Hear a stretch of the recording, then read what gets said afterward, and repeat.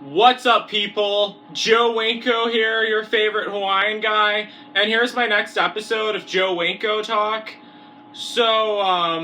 What I'm going to be discussing in this episode, it's kind of a gloomy and morbid topic, but only this time it's actually from my personal life, kinda. And once again, Olivia Cara inspired me to talk about this, well, kinda. Like, watching her videos kind of inspired me to talk about this. This video is going to be about the time I ran away when I was 10 years old. When I ran away from home when I was 10 years old. And this happened back in summer of 2006. Towards the end of summer of 2006. I was 10 years old back then. And here's what I looked like. I have a picture of me when I was 10 years old. This is what I looked like back then.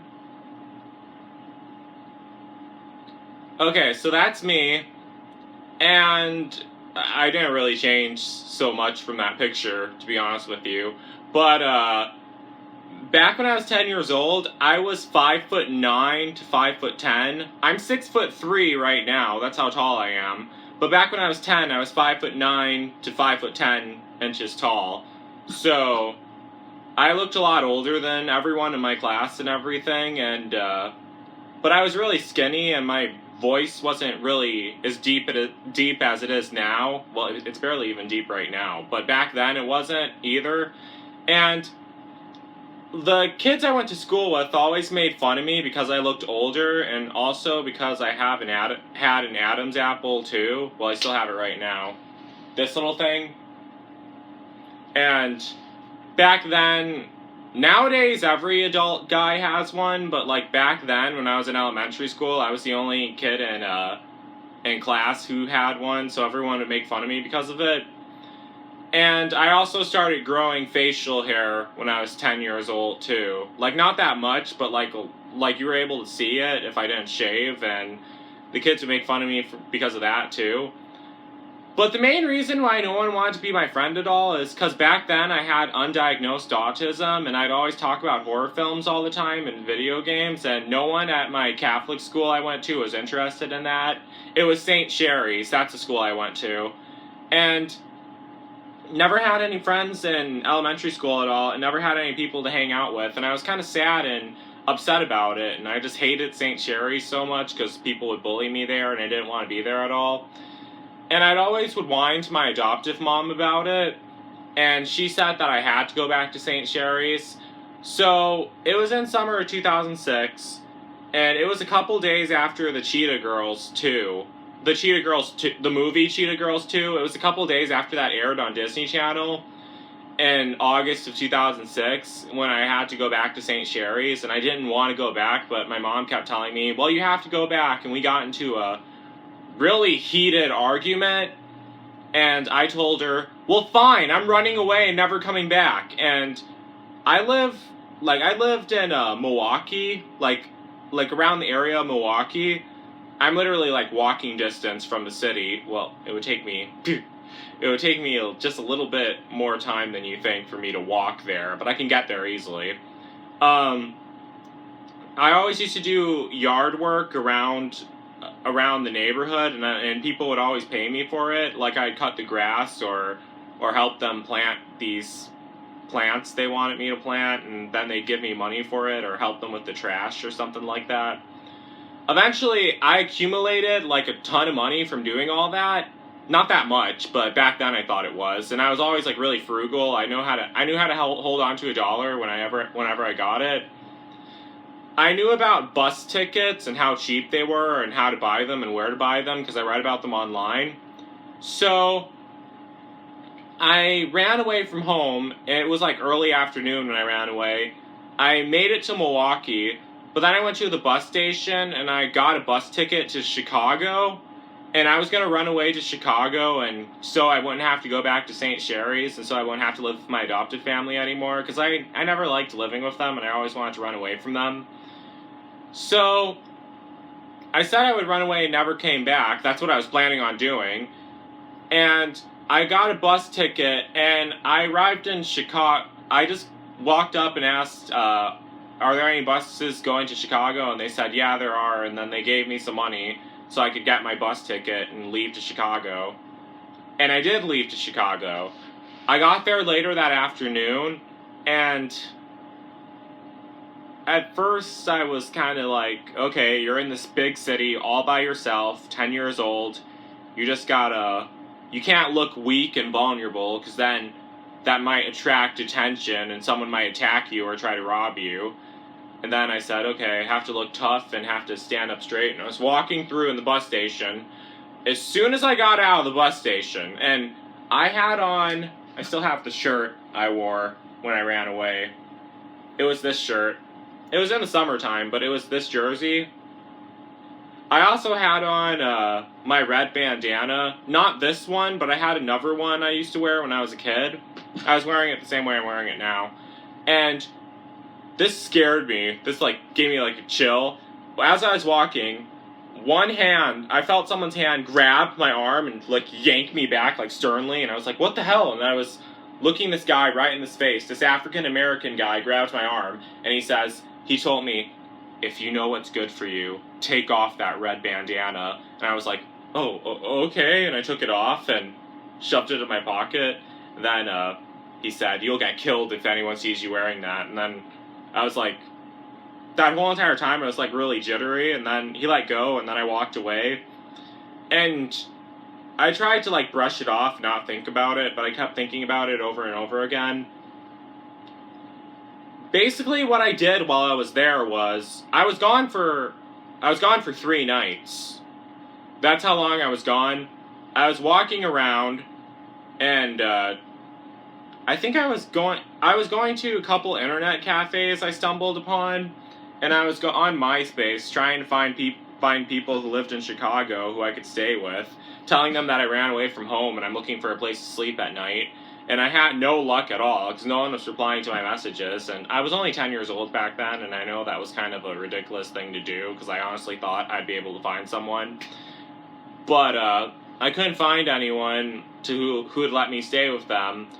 So then, what I ended up doing was I ended up sleeping in garbage bins in the alley on the side of the street, and it was disgusting, but that was the only choice I had at that time.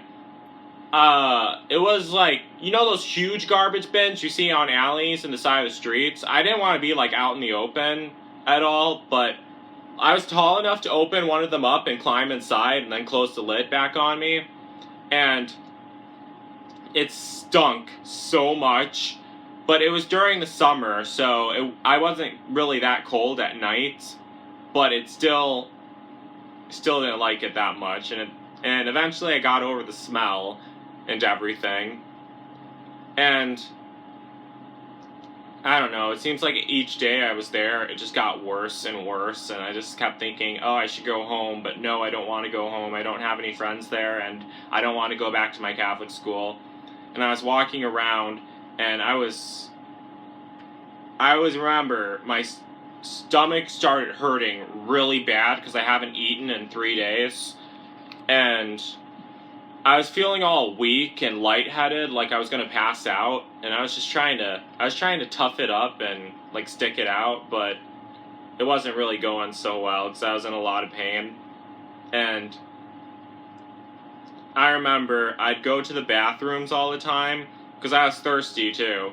I go to the bathrooms all the time, and people would always be staring at me weird whenever I did this when I go into the public bathrooms. I remember turning on the water because I was so thirsty, having my hands under it like this and like sucking it out like that, and then people would be looking at me like I was nuts. And then the day before the last day I was there, the day before the last night I was there, I was walking around the streets of Chicago the whole entire time, sleeping in garbage bins, and then I looked up in the mirror and I saw myself, and I barely even recognized myself, but I was filthy. I had like dirt and like grimes all over me. Stuff was caught in my hair. Pieces of trash were caught in my hair. I smelled horrible. My clothes were all dirty, and Like, my eyes are all bloodshot and red, and they're, like, sticking out of my head because I haven't eaten in such a long time, and I felt really lightheaded. And then I was thinking, what the hell am I doing here? I should go home. And then I thought, nothing here is better at all. I should just leave. And I wanted to go home, but I didn't know how I'd get home. And I was thinking, I'll try figuring it out tomorrow because it's getting late right now. So I started walking, trying to find another garbage bin to sleep at because I was always scared to sleep at the same one for 2 nights because I thought someone might get mad at me for sleeping there for too many nights in a row.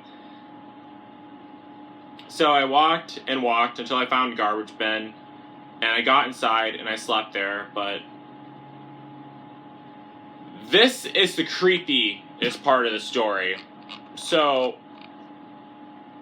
I was sleeping in the garbage bin while trying to sleep. I was in there.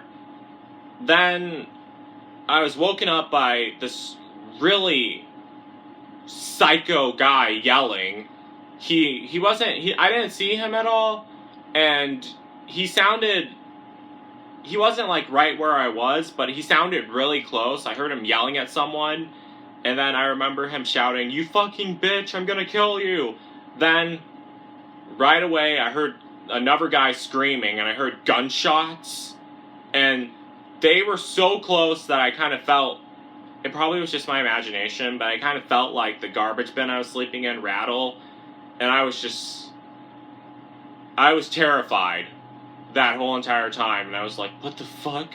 And I was like, what the hell is going on? And I was thinking, okay, this isn't worth it. I gotta get out of here. My instinct kept telling me to, like, kick open the garbage bin, climb out, and run away, but I was thinking, I can't do that now, not while he's out there, because then he might try to shoot me next. And then I was, like, sitting there all, all curled up and really freaked out. I did not sleep at all that night. I was terrified the whole entire time, and I remember laying there crying and everything, and a couple hours passed. It seemed like much longer, but a couple hours passed when everything went silent, and then I started hearing the cars go by on the streets, and I started hearing the birds chirping and everything. And I got out of the garbage bin. I made sure to open it a little bit, and then I quickly climbed out and I ran off really fast. I made my way back to the bus station, and luckily, I don't know, I didn't know how this got there or how I had it. I had an extra $25 in my pocket, an extra $20 bill and a $5 bill in my pocket. And I didn't remember bringing that much money at first, but I found it in my pocket, and I was really relieved. So I got back on the bus, and I rode back to Milwaukee, and from Milwaukee I knew how to find my way home from there. And while I was on the bus home, when I arrived at the Milwaukee bus station, they have missing posters of kids who went missing all on the walls at the bus stations, like on a billboard. And even on some of the Milwaukee buses that people take around the city, they have missing posters. I remember going there, looking at the missing posters, because I thought I'd see a couple of myself on there. I did not see any. No poster saying Joe Winko is missing, please help find him, 5'10", 116 pounds, black hair, green eyes. I didn't see those at all. And I was like, what the hell? And I was kind of worried that police would be scouting around looking for me or something, and then I'd get in trouble for running away. I made it home, and I passed like at least 7 or 8 cops, and none of them were looking for me at all. They were just patrolling the area. I made it home that night, like before night. It was like right as the sun was setting. I made it home. Didn't see missing posters for me on the stapled to trees at all, or didn't see missing posters hanging up anywhere at all. Didn't see any police cars. I thought there would be, but they weren't. I walked up to the house, rung the doorbell. My house, rung the doorbell. my adoptive parents opened the door, and they seemed, imagine being 10 years old, and if you ran away from home, don't you think your parents, and you were gone for 3 nights, don't you think your parents would be really worried about you, or like say, oh, thank God you're home, thank God you're safe, or really angry, like, why the hell did you run away? No, my adoptive parents were not like that at all. They were perfectly calm, almost like I never even left. And I was gone for 3 whole days, and my adoptive mom was kind of like crossing her arms and rolling her eyes and had that sarcastic, angry look on her face. She said, okay, get inside. And I got inside. After being gone for 3 days, covered with filth, I was like weak and limping, and I was like had my arms around my stomach like this because my stomach hurt so bad for not eating for those whole 3 days. And, I didn't really care, and I didn't really notice at first, but I was just so happy to be at home. I ran upstairs, got in the shower, was in the shower for like almost 3 hours, scrubbing myself and everything. Shaved my arms, my legs, my face, everything. Then, I got in bed and I laid down, and I was so happy to be in bed, and then I was out for a couple hours, and then the next morning, my adoptive mom, she walked inside. I thought she was going to yell at me for being gone too long and tell me how worried she was, but no, she wasn't. She walked inside and she said, that was a really stupid thing you did. And then she said, I just got off the phone with the police. I told them that you came home. And I said, the police? And then I was thinking, well, she didn't seem worried about me when I ran away at all. So why was she calling the police? And I asked her, well, why did she call the police? And she says, I had to report you as a runaway. Otherwise, if they find you dead somewhere with your throat cut or a bullet jammed in your brain, they would have thought I did it if I wouldn't have reported you. So that's why. And then she walked outside and she slammed my door behind. In this room, this is where it happened in this room. She walked out of that door and she slammed the door behind her. And I was 10 years old, and I don't know how to explain it, but I just felt this chill go down my spine when she told me that, because it kind of, what it basically felt like she said was, I don't care if you die, I just don't want to be responsible for your death. I didn't care while you were on the streets in Chicago starving for 3 days. I don't care that you don't have any friends in school and that you're miserable enough that to the point where you run away and risk your own life. She didn't care at all. And then I was thinking about that. But then it came to my mind. I'm not her real son. They aren't my real parents. They aren't my family at all. They're just random people who I'm staying with. They just been random people who I'm staying with. There's no reason for them to be worried about me at all, really. And I remember, and I started crying that night because I felt really depressed and really sad. I don't know why I'm laughing, because it's really not funny, but I felt really depressed and really sad, thinking about how I was on the streets for so long and thinking that I could have just been shot and killed. I didn't think I'd be shot and killed. If I would have got out of the garbage bin and ran off while that crazy guy was out there shooting someone, he probably would have. The only reason why I would have been shot is because I would have been at the wrong place, wrong time. I think it would be more likely that I would have starved to death and died while I was out there. And, it all goes back. This whole thing taught me that people are really selfish and that they don't care at all. I mean, if I would have got shot and killed, they wouldn't be saying, oh, that poor 10-year-old kid, he ran away from home because he didn't have any friends at school and now he was shot on the road and killed. No! They would have not have cared. They would have picked up your body, brought you back to a coroner's office, cut you up and make sure that they know exactly how you died. Then they take your clothes as evidence. Take this as evidence. They probably would have thought, oh, he must be from Wisconsin because it has a Wisconsin logo on the shirt. Take your clothes as evidence. Then they put you in a wooden casket and bury you in a pauper's graveyard as a John Doe. That's exactly what would have happened. And I don't think was reported missing, but the cops didn't really seem to be doing anything about it. My adoptive parents didn't really seem to be doing anything about it. But, you know, if I would have died in Chicago when I ran away in 2006, no one would have ever knew what happened. I didn't know anyone in Chicago at all. And I would have been put in a graveyard and buried probably in an unmarked grave, obviously, as a John Doe. That's exactly what would have happened. And they probably wouldn't even be able to tell if I was 10 years old either. They probably would have guessed I was 13 and 18 years old because I look so older. And it's really sad because it all goes back to my channel. I have 2 other channels on YouTube for people who don't know. John Doe Appeals and He Is Missed. Those are all about...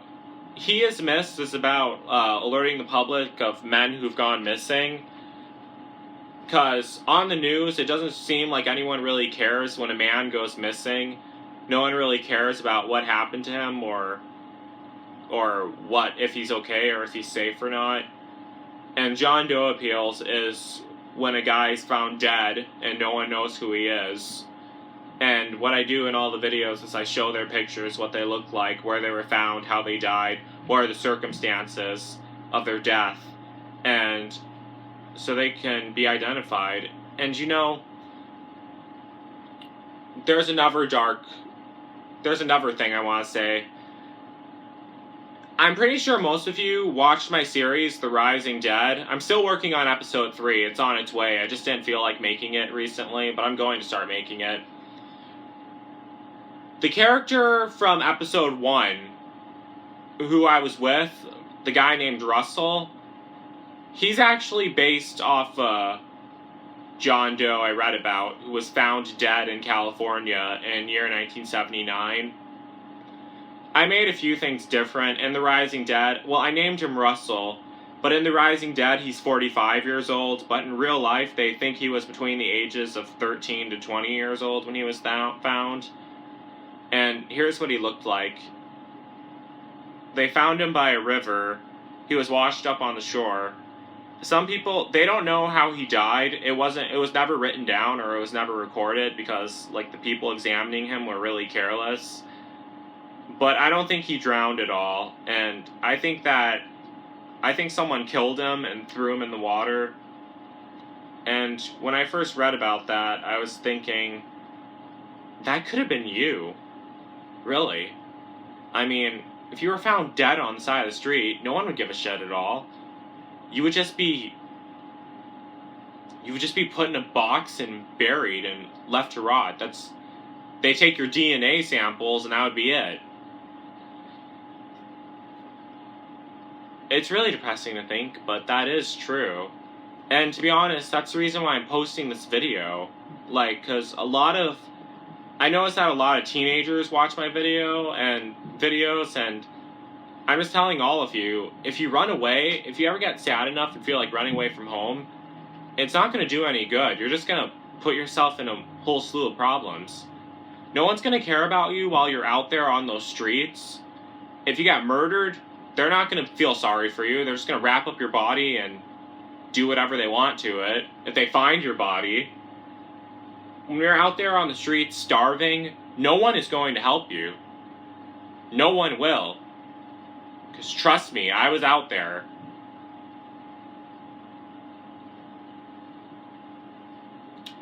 And to be 100% honest, I never was afraid of dying at all. But I just didn't want to end up like that, really.